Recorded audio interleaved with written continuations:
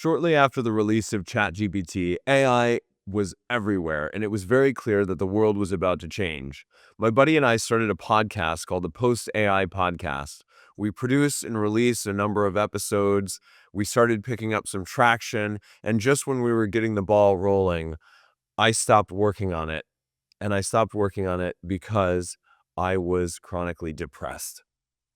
I had become very depressed because I was thinking so much about how the entire world was going to change as a result of AI. But every single time we recorded an episode, I felt extremely unclear as to what my call to action was, what I actually wanted people to do. Sure, I could give some information about, like, oh, the entire job market is going to be disrupted. Oh, everything that you know is going to change. Oh, everything is going to be different.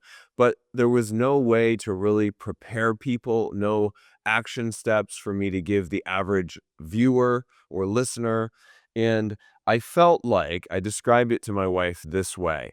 I said, I feel like someone is going to break into my house and attack me and my family, but I don't know how they're going to come in. I don't know what, type of weapons they're going to use. I don't even know what type of creature they are. And so I have no way to prepare. And that has been my overall sentiment as I've sort of looked forward towards the singularity. Lots of people define the singularity in lots of different ways, but for me, it's basically like the convergence where AI um, progresses to the point where we get AGI or however that's defined, but it progresses to the point where there's a technological convergence, and suddenly tech is not overall by and large useful for the average human. A lot of people have talked about, once quantum computers and artificial intelligence sort of, continue to spin faster and faster, quantum computing becomes really ubiquitous. At that point, all of the cryptographic systems, all of the blockchain systems, all of the password-based systems can just be instantly cracked. And it's thinking about those sorts of like technological singularities or the idea of, AI becoming sentient or, developing goals and objectives of its own and deciding to exterminate the human race or leave the earth or things like that. It's almost certain that something like that will happen as technology just goes faster and faster, and that has led me to, a really deep sense of depression and a sense of helplessness, and that persisted for me for quite a while, and I don't feel that way anymore. Um, I have been thinking about this for a long time. I did a talk in 2017 at one of the local Chamber of Commerce events, and I was just generally talking about AI, and I sort of predicted a lot of the type of stuff that would happen now. I was right about some stuff, I was wrong about some stuff, but I've been talking about this for quite a while, and I basically said that the major point of convergence that I was concerned about was when AI and cloud computing came to be. And so I talked a lot about like job loss as a result of AI, a lot of white collar jobs being automated. And I also certainly anticipated that a lot of driving jobs, such as like a truck driver and things like that, would definitely be automated first. So I was super wrong about that. But at the end of the talk, an old businessman hobbled up to me and he said, I hope I'm dead before any of this stuff happens. And he left. And I realized that a lot of people really feel like that about AI and they feel like that about the world. I have felt for months and months and months after, seeing AI become a buzzword. AI has almost become like this condiment where you can just like pour it on your business and you'll get VC capital because everyone is going faster and faster and faster with the AI game.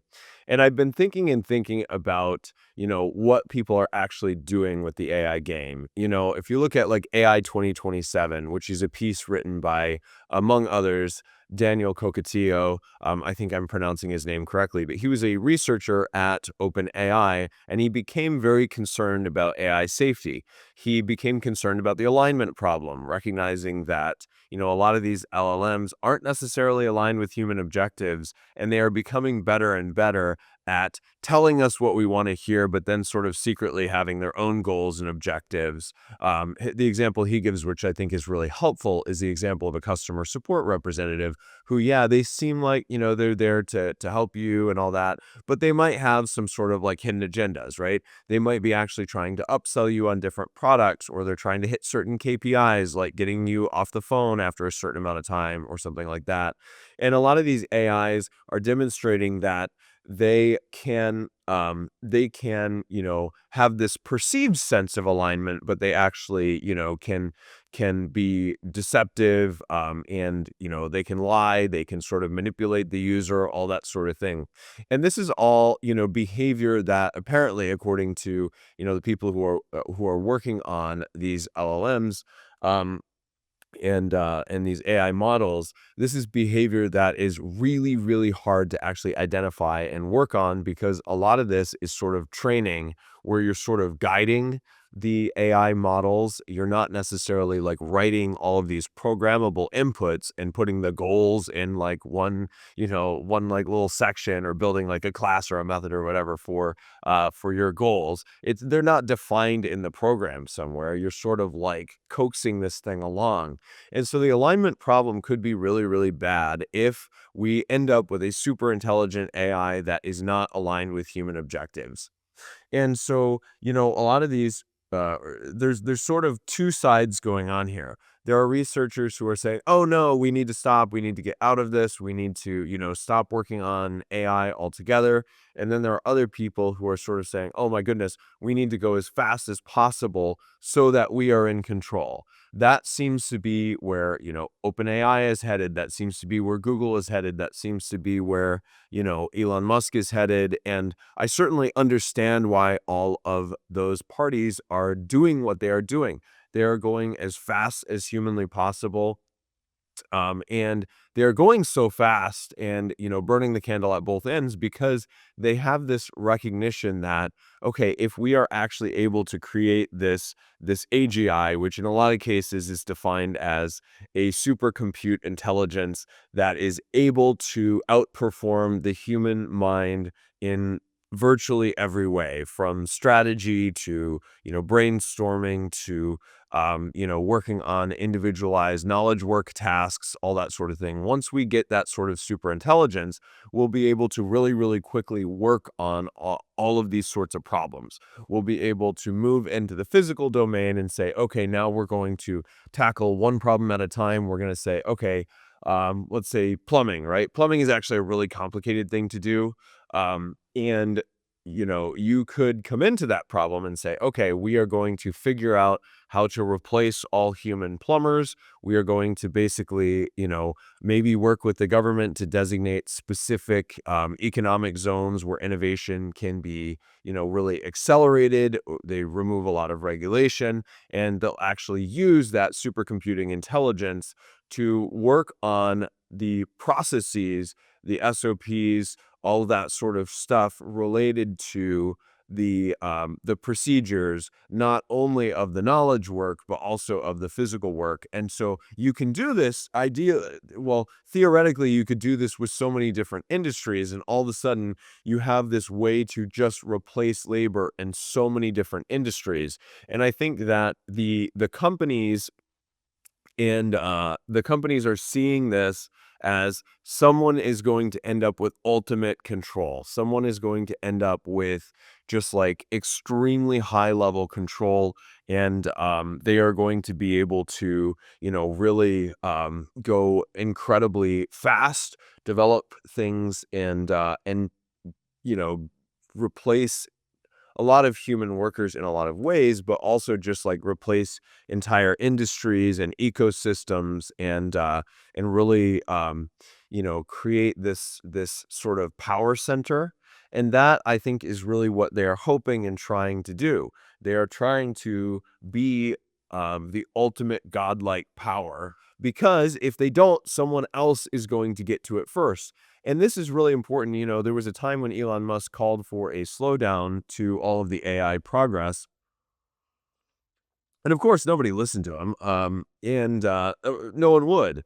part of why no one is listening is of course because this has also become an arms race on a country level where we know that even if we stop, China's not going to stop. China knows that if they stop, we're not going to stop, all that sort of thing. And so everyone is just trying to go as fast as possible towards this future. And so I've really thought about what am I going to do in the midst of this whole thing, right? And I realized there are really two answers. I don't want to go necessarily be a researcher or something like that on one of these giant platforms because I feel, and of course it would, I've been in the tech world and been very successful in it for a long time, but I don't pretend to think that I could go and work on one of these models at scale for any reason. There's some of the most intelligent minds on the planet working on this, and obviously, like now, the signing bonuses for an AI researcher are way more significant than a professional athlete in many cases. So, but even if that was an available option for me, I don't think I would go do that because I don't um I don't want to be a cog in that wheel, right? So I don't pretend to believe that, let's say I, was to go and lead a giant team of researchers at OpenAI or something like that. I see to the end of that and I say, okay, well, they're going to be done with that project, and I'm not going to be the one who decides, what is actually how that AI is actually utilized. I'm not going to be able to safeguard anything. I'm not going to have control, right? And as a result, I don't really want to go work on those projects in that way and work on that acceleration. I don't think that would be a good use of my time. Um, I also could go the route of saying, okay, I'm going to put all the eggs I have into the basket of going and, trying to actually control one of these systems, trying to, get some VC funding, get some researchers, trying to, create my own system like this, trying to go down that route. I certainly have thought very hard about doing that as well. I know that the chances of being able to do that are also very small, even smaller. The chances of being able to do that are very small because the highest amount of capital and the biggest companies in the world are working on this at the most breakneck pace possible. And I just would not have the resources to keep up with that necessarily. Now, of course, there are always ways to get resources. There's always ways to get investment, all that sort of thing. But short of doing that, which I've sort of decided I don't know that I wanna do that either. We don't even know what the end of any of this is gonna look like. It could look a lot like AI 2027, and now Daniel Cocatillo is saying that maybe, 2028 is more likely for sort of his version of the singularity, sort of this economic collapse singularity type of thing. We don't know what the end is gonna look like. And so I look at those two options and I say, I don't really want to do that. And then I look at the third option of just being depressed and being down about it all and feeling this sense of doom. And I say, you know what? I'm not going to live like that either. I'm not okay living like that. I'm not okay living with this sense of helplessness. Even if we know that the singularity is going to happen in a few years, I think of people that I have known who have, been diagnosed with terminal illnesses, and they have either known that they're going to die very soon or they have had a sense that they are going to die soon. We all have that sense. We all know that the end is coming. We all know that we don't have forever here. And, when you look at it that way, you can go one of two ways. You can say, hey, I am really depressed about this and I'm down and I just, I can't believe this.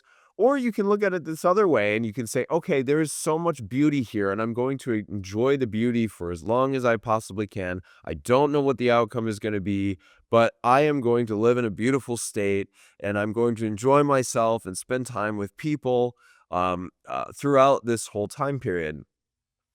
And I certainly have thought about sort of the very nihilistic. I've certainly thought about the very nihilistic. I'm forgetting the word, but just like pleasure-oriented way of living, where it's like, okay, well, I guess I'm going to squeeze all the pleasure out of life, and I'm going to do that because I know this certain end is coming, and I don't want to do that either. I actually want to be helpful to people. I want to have character. I want to be there for people. And I'm realizing that there needs to be, in this very uncertain world, there needs to be leadership that rises up and is able to deal with the uncertainty. True leadership stares at uncertainty and says, hey guys, we're going to go into this with our spirits high. We're going to tackle this. We're going to do the best we can. We are against all odds, but you know what? We are going in with as much vigor and grit and determination and joy as we possibly can. And so that is how I am looking at the future now. I am looking at the future from a place of, okay, let's separate out the things I can't control, and let's separate out the things I can control. And I want to make as much difference as possible in the areas that I can control. And so I'm taking a bet. I'm taking a bet that I will be able to help with the problems that are introduced by AI or AGI or the singularity. I'm taking a bet thinking, a lot of times when new technology comes out that we think is going to be really, really crazy, and, it's going to disrupt everything, and it's going to be really cool and wild and beyond our imagination, a lot of times it ends up kind of boring. You know, we talked all about flying cars, and how cool it's going to be when you get flying cars. And now technically we have that, but we also have TSA lines and waters that are $7 at a little convenience store before you get on the plane, and having to get up early to get on to catch a red eye, and all of that sort of thing. That's what flying cars look like for us. It's sort of this boring, very human reality when it boils down to it. And I can't help but think that, you know what? Uh, the future is always very hard to predict, because you can always take these lines and you can extrapolate them out, and you can say, all right, well, I can see where this trend line is going, and it's just going to continue going in this direction, and this is where it's going to end up. And you can do all these sorts of like calculations on how people will react and all that sort of thing. But the reality is, there's usually, in my experience, thinking about the future, I've been doing it most of my life, and then sort of watching tech happen. There's usually things that just happen that you can't anticipate, that you didn't factor into the equation, that are more human and boring and odd. There are just so many things that you can't anticipate. And so I'm sort of trusting that the future of AI is going to have a place for humanity. I know that there is going to be at least one job, and that job is going to be the job of taking care of other people who are, as always, scared, helpless, uncertain of what to do, who doubt themselves, who have fears, who are, who have self-worth issues, who are trying to figure out how to live in a way that brings them joy, and trying to figure out how to contribute, trying to figure out how to have progress in their life. Leading and helping and being a servant to those people is going to be a job, whether you are a human or a robot or whatever else. And I am committed to being a leader and a protector. And I'm committed to being joyful and ready and excited, and creating a beautiful state and a beautiful life in my house, even though I know it's going to get attacked, I am preparing with joy, and I'm preparing with excitement, and I am preparing for whoever knows whatever may come. I am going to do the absolute best job I can to be a leader and a protector and a provider throughout all of this, because the other option, depression, anxiety, freezing, falling apart, and all of that it's not an option for me. So I am excited. I'm excited about the future. Um, I am excited about the idea of what AI can do for medical technology. I'm excited about what AI can do for life extension. I'm excited about the possibility of going to space and colonizing the stars and all of that sort of thing. I'm excited about all of that stuff, but above everything else, I am excited about being human. I'm excited about having beautiful human moments with other people. And I am committed to being a phenomenal leader during this time. And it is an unprecedented time of uncertainty, but I think of great leaders throughout history. I think of, Martin Luther King Jr. He did not have certainty. He didn't get any certainty during that time. I don't get any certainty now. I just get to try to do the best I possibly can to lead, to protect, to provide, and to be good to people during this time. And I'm going to do that to the best of my ability. So I've got a lot cooking. I'm pretty excited about a lot of the stuff that me and my team are working on. I've got some new ideas underway that we'll reveal at some point. But yeah, that's why I have hope now, and I hope that you will as well. Yeah, singularity induced depression is a real thing. It's a real thing. It's crazy, and I think that we can, overcome it by doing the same thing that we've always done, saying, "Hey, look, there are things that are outside of my control, but there are a lot of things I can control." And my goal is to have a ripple effect of stability and joy on the people around me, and that is worth doing. Thank you.